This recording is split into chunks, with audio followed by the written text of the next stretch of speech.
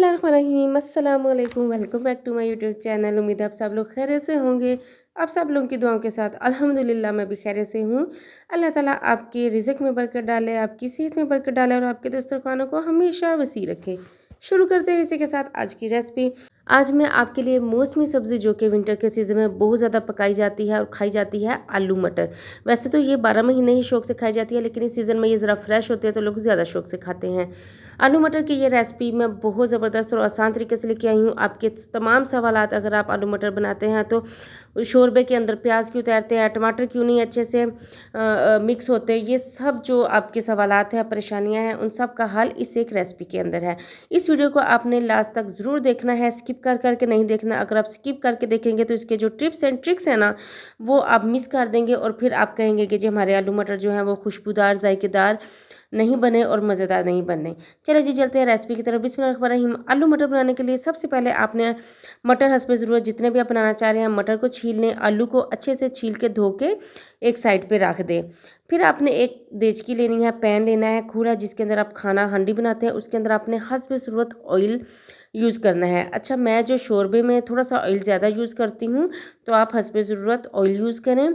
फिर उसके अंदर मैंने 2 मीडियम साइज़ के, मीडियम से भी थोड़े छोटे लगा लें, प्याज लिए हैं। ये मैं हाफ़ प्याज डालूँगी क्योंकि ये ज़्यादा प्याज कट हो गए थे।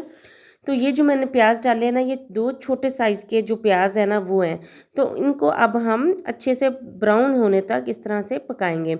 अच्छा, आपने जब इस तरह से हल्के से ब्राउन होने लगेंगे ना, ज़्यादा गोल्डन नहीं आपने करने, ये अपने बात को ध्यान से रखना है। जब आप ज़्यादा गोल्डन करेंगे ना तो जो आलू मटर की खुशबू है ना वो अच्छी नहीं आएगी, उसमें स्मेल आना शुरू हो जाएगी।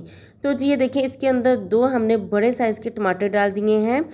अब हम साथ ही इसके अंदर 2 अदद जो है वो हरी मिर्च डाल देंगे। आप हस्बे ज़रूरत हरी मिर्च डाल सकते हैं जितना तीखा पसंद करते हैं। तो हमारे घर में ज़रा नमक मिर्च कम खाई जाती है, तो इसलिए मैंने कम डाली हैं। अब हम अच्छे से फ्राई करेंगे, तकरीबन 2 मिनट के लिए फ्राई करेंगे, ज़्यादा फ्राई नहीं करेंगे। प्याज को हम ज़्यादा ब्राउन नहीं होने देंगे, सिर्फ हम इस तरह से हल्का सा 2 मिनट फ्राई करेंगे। 2 मिनट फ्राई करने के बाद अब हम ये तमाम जो हमने मसाला फ्राई किया है इसको हम एक जग में डालेंगे ग्राइंड करने के लिए। इसी के साथ अगर आप मेरे चैनल पर नए हैं तो मेरे चैनल को सब्सक्राइब कर दीजिएगा, लाइक कर दीजिएगा, प्यारा सा कमेंट कर दीजिएगा। और ये देखें जी, अच्छे से पानी डाल के मैंने ग्राइंड कर लिया था। अब उसी ऑयल में मैंने इस मिक्सचर को डाल दिया है। अच्छा, ये जो जग में मिक्सचर है ना, इसको वेस्ट नहीं करना, आपने इसके अंदर इस तरह से पानी डाल के इस तरह से इस पेस्ट के अंदर ऐड कर देना है। अच्छा, अब इस पेस्ट को हम अच्छे से मिक्स करेंगे, हिलाएंगे। तो जी आप किस तरह से आलू मटर बनाते हैं? अगर आपके आलू मटर अच्छे नहीं बनते तो इस रेसिपी को आपने ज़रूर फॉलो करना है और फिर मुझे कमेंट में आके ज़रूर बताना है कि अब आपके आलू मटर कैसे बनते हैं। ये देखें जी, अब इसके अंदर हम बेसिक मसाले डालेंगे, जिसके अंदर हम हल्दी ऐड करेंगे, 2 चम्मच हल्दी, 2 चम्मच नमक। आप हस्बे ज़रूरत इसमें मसाले यूज़ कर सकते हैं। 1 चम्मच भरकर मैंने लाल मिर्च का ऐड किया है। मेरे घर में छोटे बच्चे हैं तो हम नमक मिर्च कम यूज़ करते हैं, आप अपने हिसाब से डाल सकते हैं। 2 बड़े चम्मच मैंने इसके अंदर सूखा धनिया पाउडर ऐड किया है। 1 बड़ा चम्मच मैंने पिसा हुआ गरम मसाला ऐड किया है। बस इसके अंदर आपने और कोई मसाले नहीं डालने, कोई ज़ीरा नहीं डालना, कोई दालचीनी, इलायची कुछ नहीं डालना। सिंपली आप इस तरीके से जब बनाएंगे ना इस रेसिपी को, और खुशबू इसकी खुद ब खुद, जो इसकी ओरिजिनल आलू मटर की खुशबू होती है ना, वो इसकी खुद ब खुद आएगी। जो बस इतने जो हमने बेसिक मसाले डाले हैं ना, इसी के साथ ही इनकी जो खुशबू है बहुत अच्छे से आएगी। अच्छा, इसके अंदर मैंने अदरक और लहसुन का पेस्ट भी साथ में डाल दिया था, तो वो शूट करना मैं ज़रा भूल गई थी। तो आपने साथ ही अदरक और लहसुन का भी पेस्ट डाल देना है और अच्छे से इस तरह से अब मसाले को भूनना है। मसाले को तब तक भूनना है जब तक मसाला जो है वो ऑयल छोड़ देगा। तो इसका मतलब है कि आपका मसाला जो है ना वो अच्छे से उसकी भुनाई हो चुकी है। अच्छा, आपने मसाले की भुनाई ज़्यादा करनी है इसमें, ये आपने याद रखना है। अच्छा, मैंने तकरीबन तकरीबन 10 मिनट के लिए मैंने इस मसाले की अच्छे से भुनाई की है।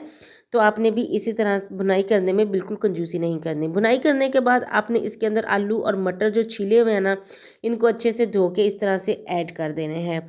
अब आपने आलू और मटर की भी अच्छे से भुनाई करनी है। इसको आपने भुनाई के करते वक़्त बिल्कुल कंजूसी नहीं करनी। आपने थोड़ा टाइम लगाकर इसको अच्छे से 10 से 12 मिनट के लिए भुनाई करनी है। जब भी आप सालन बनाते हैं ना, चाहे वो शोरबे वाला बनाएँ, चाहे वो आप सूखा सालन बनाएँ, ग्रेवी वाला बनाएँ, आपने मस्ट है कि उसकी भुनाई थोड़ा टाइम लगा के अच्छे से करनी है। इससे जो अरोमा होता है ना खाने का, वो बहुत अच्छा निकल कर आता है और आपको एक्स्ट्रा मसाले डालने की ज़रूरत भी नहीं पड़ती। तो ये देखिए जी माशाल्लाह मैंने 10 से 15 मिनट के लिए अच्छे से बुनाई की है। अब इसके अंदर मैं ज़्यादा सा पानी डालूँगी, मतलब इतना भी ज़्यादा नहीं डालना कि देग ही बना दें। हस्बे ज़रूरत आपने पानी डालना है, क्योंकि मैंने थोड़ा-सा शोरबा ज़्यादा रखा है, क्योंकि मैंने बॉयल राइस साथ इसके बनाए हैं, तो इसलिए इसको हम ज़्यादा पानी डाल के इसको अच्छे से पकाएँगे, ताकि जो हमारे आलू मटर हैं वो भी अच्छे से पक जाएँ। ये देखें जी माशाल्लाह जब 15 मिनट के बाद मैंने ढक्कन को उठाया है और ये देखें जी शोरबा कितना कम रह चुका है, आलू भी अच्छे से गल चुके हैं, मटर भी अच्छे से गल चुके हैं। और आप शोरबे में एक बात नोट करेंगे कि ना ही आपके प्याज तैर रहे हैं, ना ही आपके टमाटर तैर रहे हैं और ना ही आपको हरी मिर्च तैरती हुई नज़र आएँगी।